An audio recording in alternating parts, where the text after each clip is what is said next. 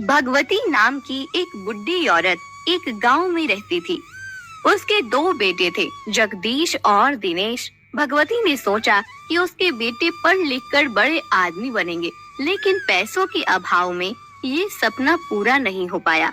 जगदीश थोड़ा बहुत पढ़ा लिखा था, जिसके कारण उसमें घमंड आ गया, लेकिन दिनेश बेचारा कम पढ़ा हुआ, बहुत भोला था, लेकिन फिर भी घर में सुख शांति थी। अपने दोनों बेटों की शादी करके वह अपनी जिम्मेदारियों से मुक्त हो गई थी। बस अब तो एक ही सपना था कि दोनों भाई हमेशा इसी तरह मिलजुल कर रहे, जैसे बचपन में अब तक रहते आ रहे हैं। जायदाद के नाम पर दोनों भाइयों के घर के अलावा कुछ नहीं था, इसलिए शादी के बाद जिम्मेदारियां बढ़ी तो पैसों की जरूरत पड़ी।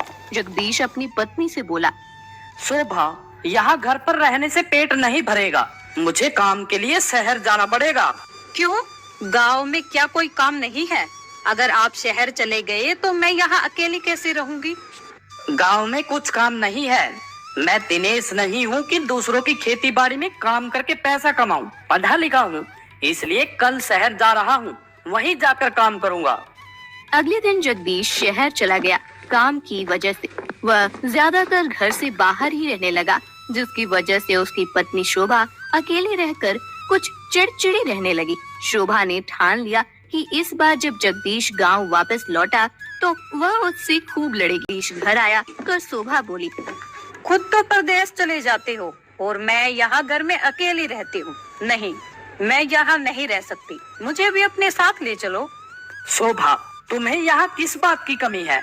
मैं शहर में तुम्हें कहाँ कहाँ लेकर घूमूंगा। वहाँ मेरा घर है न ठिकाना।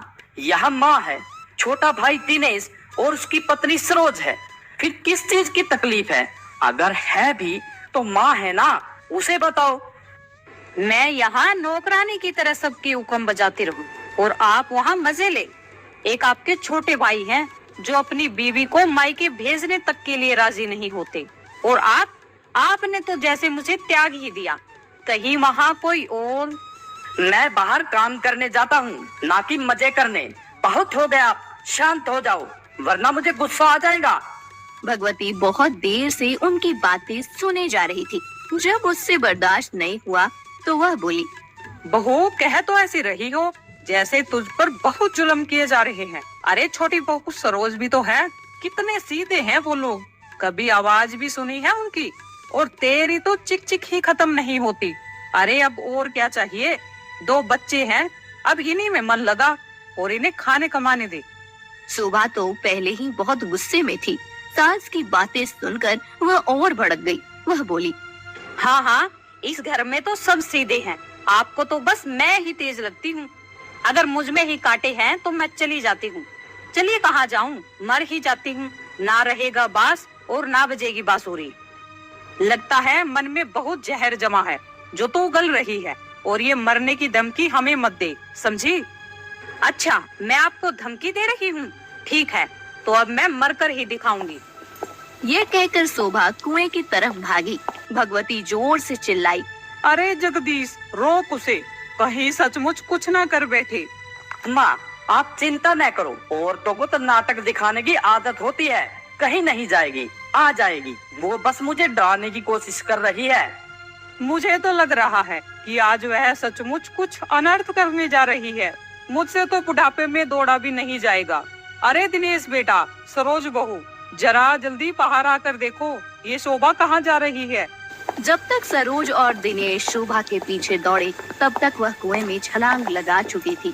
उन्हें चिल्लाते हुए दौड़ते देख पूरा गांव उनके पीछे उमड़कर पड़ा और उसे निकालने की कोशिश करने लगा। सबने तरह तरह से उसे निकालने की कोशिश करी, लेकिन जब तक उसे कुएं से बाहर निकाला, तब तक गुस्सा उसका जीवन खत्म कर चुका था। कहानी खत्म हो चुकी थी। शोभा अपनी 1 साल की बेटी और 3 साल के बेटे को छोड़कर दुनिया से जा चुकी थी। जगदीश फूट फूट कर रोने लगा और बोला, ये तुमने अच्छा नहीं किया शोभा, भला इतनी सी बात पर कोई जान देता है क्या? तुमने अपने बच्चों के बारे में भी नहीं सोचा, तुम इतनी निर्दयी कैसे हो गई? लेकिन जो होना था वो हो चुका। कुछ समय बाद शोभा का अंतिम संस्कार हो गया और उसके बच्चे बिना माँ के रह गए। शोभा की नन्ही सी बेटी मानवी माँ के दूध के लिए मचल रही थी। बेटा चेतन, उसे तो लग रहा था जैसे कोई खेल हो रहा हो। कुछ दिनों बीत गए। एक दिन मोहित ने धीरे से सरोज के पास आकर पूछा, चाची, माँ मर गई है ना? अब मैं और मानवी माँ किसे कहेंगे? क्या माँ अब दोबारा वापस नहीं आएंगी? तेरी माँ मरी नहीं है बेटा, अभी तेरी माँ जिंदा है। मैं हूँ ना, आज से मैं ही तुम दोनों की माँ हूँ। मैं तुम दोनों को कभी माँ की कमी महसूस नहीं होने दूंगी। जी, आपको इन फूल जैसे बच्चों पर भी दया न आई। जेठ जी के बारे में नहीं तो कम से कम इन बच्चों के बारे में तो सोचा होता। अब कहाँ से लेकर आऊं इनकी माँ? आप मेरे ऊपर इतनी बड़ी जिम्मेदारी सौंप कर कैसे जा सकती हो? लेकिन आप चिंता मत करना, आप नहीं तो क्या हुआ, आज से मैं इन बच्चों की माँ हूँ। ये सुनकर भगवती की आंखें भर आई। वह बोली, माँ बनना इतना आसान नहीं होता बहू। जब तेरी अपनी औलाद हो जाएगी ना, तब तुझे ये बच्चे बुरे दिखने लगेंगे। अपनी माँ तो अपनी माँ ही होती है। माँ जी, ऐसा कभी नहीं होगा। ये बच्चे किसके सहारे रहेंगे? भाई साहब तो 13वीं के बाद फिर से शहर चले जाएंगे। ऐसी स्थिति में तो मुझे ही इनकी माँ बनना पड़ेगा। सास बहू की बातें सुनकर दिनेश बोला, सरोज, अपने कंधों पर बड़ी कठिन जिम्मेदारी ली है तूने, इसलिए इस जिम्मेदारी को अच्छे से निभाना ताकि शोभा भाभी की आत्मा को शांति मिल सके। समय अपनी रफ्तार से गुजरता जा रहा था। सरोज ने भी अपने 2 बेटों को जन्म दिया। अब उसके सिर 4 बच्चों की जिम्मेदारी थी और 4 बच्चों की एक साथ परवरिश करना आसान काम नहीं था। सरोज, कौन कहेगा कि तू मोहित और मानवी की असली माँ नहीं है? हाँ माँ जी, अब तो मुझे भी नहीं लगता कि मैं सिर्फ 2 बच्चों की माँ हूँ। मेरे 2 बच्चे और हैं, इसलिए मैं 4 बच्चों की माँ हूँ। लेकिन जेठ जी को तो अब भी सिर्फ अपने 2 ही बच्चे नजर आते हैं। देखा ना, पिछली बार आए थे केवल 2 ही खिलौने लेकर आए थे। मेरे बच्चे उनका मुंह देखते रह गए, मगर उनको मेरे बच्चों का जरा भी ख्याल नहीं आया। तो दिल पर ना ले बहू, वो बचपन से ही ऐसा है, तभी तो उसकी शोभा से कम बनती थी। जब वो तेरे बच्चों में फर्क करता है तो तू भी कर। आखिर कब तक तू अपने बच्चों का मन मारती रहेगी? दिनेश और सरोज पहले जगदीश के बच्चों के बारे में सोच, फिर अपने बच्चों के बारे में। यूं ही दिन गुजर गए और बच्चे बड़े हो गए। और एक दिन वो भी आया कि जगदीश के बेटे मोहित की शादी आरती के साथ हो गई। भगवती आरती से बोली, अब तो मैं मर भी जाऊं तो मुझे कोई चिंता नहीं, बस एक बार मोहित के बेटे का मुंह देख लूं, उसके बाद चाहे मेरी आंखें बंद हो जाए। अरे मेरी प्यारी दादी, मैं तो ये कहता हूँ कि मेरे बेटे क्या, आप मेरे बेटे के बेटे को भी देख कर जाओ। कुछ दिन ऐसे ही हंसी खुशी बीत गए, लेकिन मोहित कई दिनों से देख रहा था कि उसकी माँ यानी कि उसकी चाची हर रोज खाना बना रही है। एक दिन मोहित ने आरती को टोका, अरे आरती, ये माँ क्यों खाना बना रही है? मैंने कल भी देखा था उन्हें, दोनों टाइम खाना बनाया था। खाना तो तुम भी बना सकती हो, तुम्हारे होते हुए माँ काम करे, मुझे जरा भी अच्छा नहीं लगता। ये क्या जी, पूरा दिन माँ के लिए चालीसा पढ़ते रहते हो, उनकी सारी बातें मानते हो। वो तुम्हारी माँ नहीं चाची है, और चाची चाची होती है। जब देखो माँ, माँ के सिवा कुछ और सोचता ही नहीं है। आरती, माँ हमको तो उस उम्र में छोड़कर चली गई थी जब हमें माँ का मतलब भी पता नहीं था। चाची ने ही हमें माँ बनकर पाला पोसा है, फिर उन्हें माँ क्यों ना कहूँ? आप बड़े भोले हैं, इसलिए उनकी चालाकी किसी को नजर नहीं आती। सोचा होगा माँ तो मर गई और बाप परदेश में है, एक बेटी है, उसकी भी शादी हो जाएगी और बचे आप, इसलिए उन लोगों ने ऐसे दाव खेले हैं जो आप उनके बनकर रहे, क्योंकि वो लोग आपके हिस्से की जमीन हथियाना चाहते हैं। आप उनके तो जमीन भी उनकी। बहुत हो गया, चुप हो जाओ आरती, मेरा सिर घूमा जा रहा है, पता नहीं तुम क्या अनाप शनाप पके जा रही हो। वह सोचने लगा, बहुत सोचा, रात भर सोचा। एक तरह से आरती सही भी तो कह रही है, कहीं ये लोग मेरे साथ धोखा तो नहीं कर रहे। उनकी जमीन हमसे ज्यादा है, मेरा तो इस तरफ ध्यान ही नहीं गया, कहीं इसलिए तो सरोज माँ मुझे ज्यादा लाड नहीं करती। अब क्या सोच रहे हो, कुछ समझ में आया या नहीं? मैं तो कहती हूँ अभी आपकी दादी जिंदा है, इसलिए उनके दस्तक कराकर बंटवारा कर लेते हैं, ताकि हमारा हिस्सा भी उनके बराबर हो जाए। और ये माँ का राग अलगना बंद करो, माँ बनकर वो सिर्फ आपका हिस्सा हड़पना चाहती है। बरसों से एक माँ और बेटी का जो रिश्ता चलता रहा था, वह बेटे की बहू ने आकर झूठा साबित कर दिया। जो बात कभी मोहित के दिमाग में नहीं आई, उस बात का एहसास आरती ने मोहित को करा दिया कि वह माँ नहीं, सिर्फ चाची है। मोहित के कई दिन इसी जद्दोजहद में निकल गए कि वह दादी से इस बारे में कैसे बात करे, और एक दिन हिम्मत करके वह इस बारे में बात करने दादी के पास पहुंच ही गया। वह दादी से बोला, दादी, आपसे कुछ बात करना चाहता हूँ। जरा ठहर जा, बैंड बाजे आते ही होंगे। दादी, ये क्या कह रही हो आप? हाँ हाँ, सही तो कह रही हूँ, क्योंकि तेरे बात करने के लिए मुझे बैंड बाजा बजवाना पड़ेगा। अरे जो कहना है कह, इसमें इतना सोचने की क्या बात है। दादी, ये बताओ, ये जो हमारे घर की जमीन है, ये किसके नाम है? हे भगवान, ये क्या पूछ रहा है तू? आज तक ये बात तेरे बाप और तेरे चाचा ने भी नहीं पूछी मुझसे। दादी, हमें इस जगह के कागज पक्के करवा लेने चाहिए। का मतलब रजिस्ट्री। कोई कागज नहीं है जमीन के। पहले कहाँ कागज होते थे? तुम्हारे बाप दादा कई पीढ़ियों से इसमें रहते आ रहे हैं, उन्हें कभी पक्के पर्चे की जरूरत नहीं पड़ी, तो आज तुम्हें कैसे जरूरत आन पड़ी? दादी, सोचो कि अगर किसी का मन खराब हो गया और एक ने ही सारी जमीन हथिया ली, तो मेरी मानो पक्की रजिस्ट्री करा लो। ये घर 2 हिस्सों में बट जाएगा तो सिरदर्दी खत्म। घर का बंटवारा हो जाएगा, फिर जमीन को लेकर कभी विवाद नहीं होगा।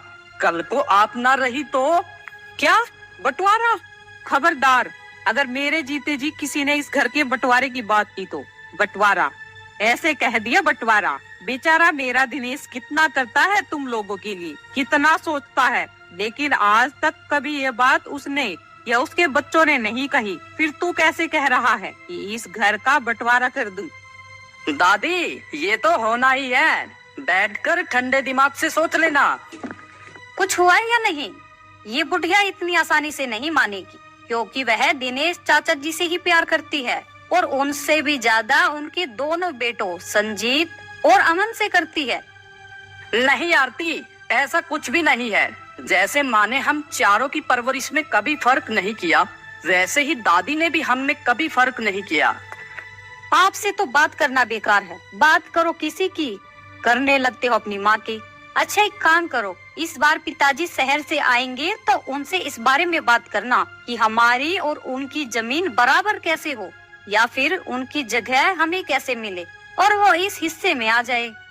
तुम कुछ ज्यादा ही दिमाग चला रही हो आरती। अगर वो लोग इधर आ जाएंगे तो कैसे रह पाएंगे, और बैठक भी तो उनकी तरफ है। तुम तो जानती ही हो कि सभी रिश्तेदार उसी में आकर ठहरते हैं। तभी तो बैठक तो दुकान बना लेंगे, तो बाहर की दुकान का किराया बचेगा, और तबेले में बच्चों के लिए एक बड़ा सा कमरा तैयार कर लेंगे। पता नहीं आप दिमाग से क्यों नहीं सोचते।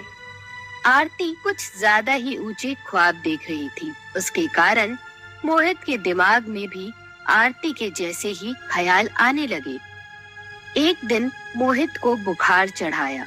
ये देखकर सरोज घबरा गई। वो आरती से बोली, बहू, लाओ ठंडा पानी मुझे दे दो, मैं इसके सिर पर ठंडे पानी की पट्टी रख दूंगी, बुखार जल्दी उतर जाएगा। चाची जी, मैं हूँ ना, कर लूंगी। वैसे भी मैंने इन्हें बुखार की दवाई अभी दी है, थोड़ी देर में बुखार खुद ही उतर जाएगा। ऐसे कैसे उतर जाएगा बहू? माथा तप रहा है, कुछ देर सरसों के तेल की मालिश कर देती हूँ, थोड़ी ठंडक मिलेगी। चाची जी, आप तो ऐसे कह रही है जैसे मुझे इनकी जरा भी चिंता नहीं है। सारी चिंता आपको ही है। बहू, कितनी बार बोला है कि मुझे चाची मत कहा करो, माँ बोला करो। मोहित की माँ हूँ तो तुम्हारी भी माँ हुई।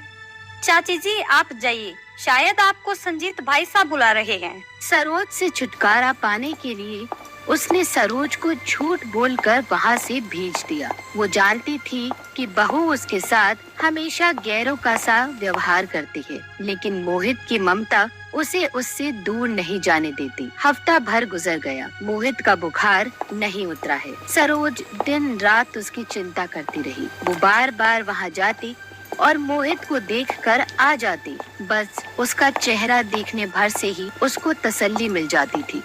क्या बात है सरोज, तुम बहुत परेशान लग रही हो। नहीं तो, आपको ऐसा क्यों लगा?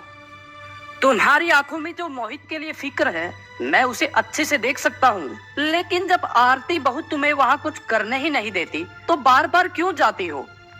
माँ हूँ ना, इसलिए। कहते हुए सरोज की आंखें भर आई।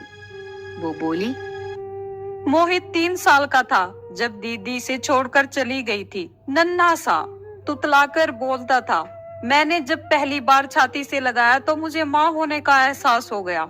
उससे पहले मैं माँ कहाँ थी? जब से आज तक मैंने इसे अपनी औलाद की तरह पाला है, तो फिर बताओ कि उनकी तकलीफ कैसे देखूं? मुझसे नहीं देखा जाता। सरोज, तुमने इस तरह कभी अपने संजीत और अमन की चिंता तो नहीं की? वो कभी इस तरह बीमार भी तो नहीं पड़े। अच्छा, मैं जाती हूँ। मैं उसके लिए काढ़ा बना कर ले जाती हूँ, क्या पता उसी से आराम लग जाए। तुम अब रहने दो, मैं सुबह मोहित को अस्पताल ले जाऊंगा, शायद वो ऐसे ठीक नहीं हो पाएगा। मोहित 4 दिन अस्पताल में रहा।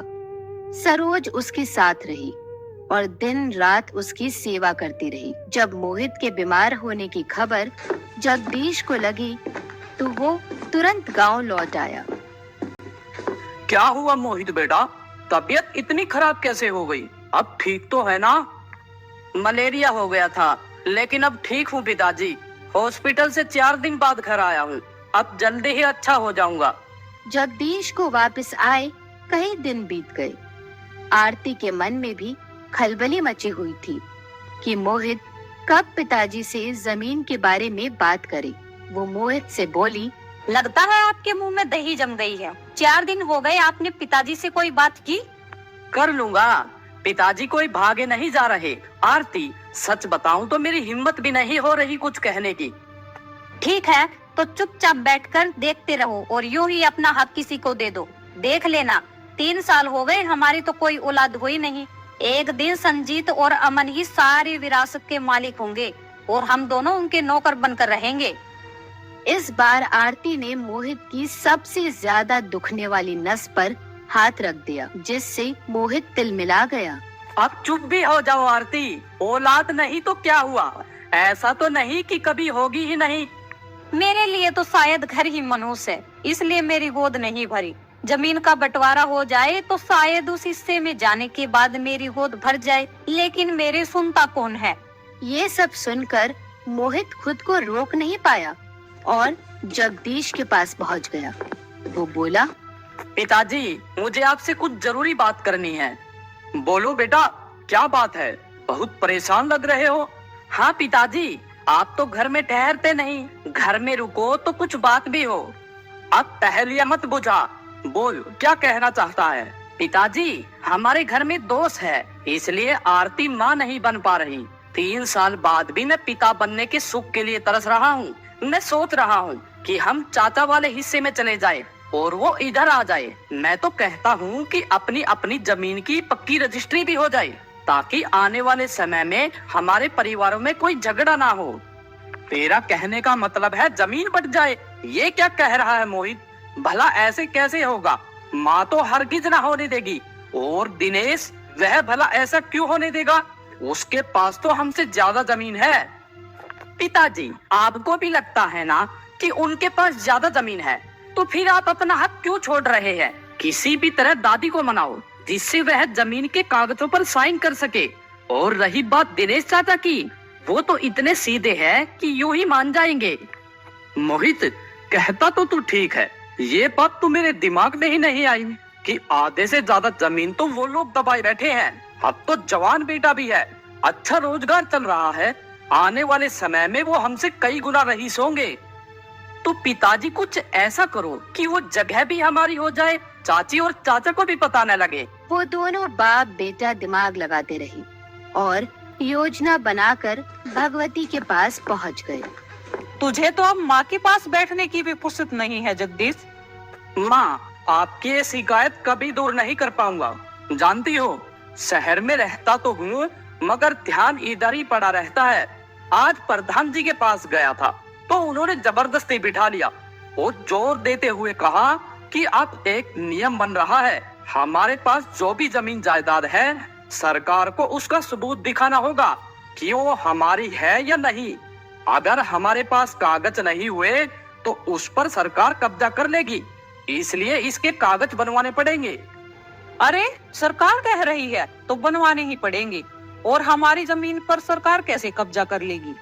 यही सोचकर तो मैं परेशान हूँ। उसके लिए कुछ दिन काम छोड़ना पड़ेगा और कोर्ट कचहरी के चक्कर भी काटने पड़ेंगे।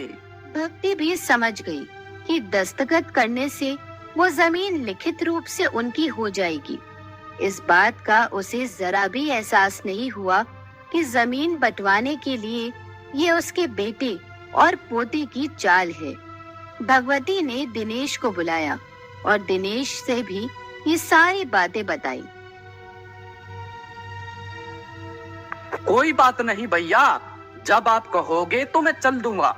ये सब सुनकर मोहित अंदर ही अंदर बहुत खुश हो रहा था, क्योंकि सब उसके दिमाग के अनुसार हो रहा था। 2 दिन में उन्होंने प्रॉपर्टी के पेपर तैयार करा लिए। 2 दिन बाद वो सब लोग पेपर लेकर कचहरी चले गए। जगदीश वकील को पेपर दिखाए और भगवती से पूछा, माता जी, क्या ये सब आपकी सहमति से हो रहा है? हाँ वकील साहब, सब मेरी सहमति से ही है। जो मेरा है वो मेरे बच्चों का ही तो होना चाहिए। मेरे 2 बेटे हैं, मेरे बाद दोनों का आधा आधा होगा। भला मैं अपनी जमीन किसी और को क्यों दे दूं? वकील ने दिनेश से भी यही सवाल किया। वकील साहब, मैं इसके बारे में क्या कहूँ? मेरे बड़े भाई और मेरी माँ जैसा करेंगे, हम सबके भले के लिए ही करेंगे। मुझे इन पर पूरा भरोसा है। जगदीश और मोहित ने उन्हें अपनी बातों के चक्रव्यूह में इस तरह फंसाया कि उन्होंने बिना कुछ सोचे समझे हस्ताक्षर कर दिए। एक हस्ताक्षर से जमीन, रिश्ते, 2 परिवार बट गए, जिसकी भगवती और दिनेश को भनक तक भी नहीं लगी। आज आरती बहुत खुश थी। उसके मन की मुराद पूरी हो गई। वो यही तो चाहती थी।